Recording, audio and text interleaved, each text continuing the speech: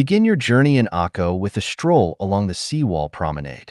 With the stunning Mediterranean Sea stretching out before you, this scenic walkway offers breathtaking views and a refreshing sea breeze.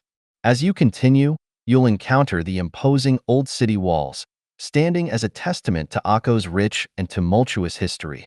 These fortifications have witnessed the rise and fall of many empires, from the Canaanites and Phoenicians to the Crusaders and Ottomans.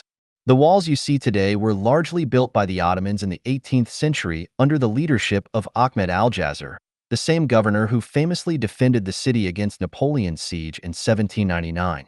Akko's strategic location has made it a pivotal port and military stronghold throughout history, leaving behind a legacy of resilience and cultural fusion.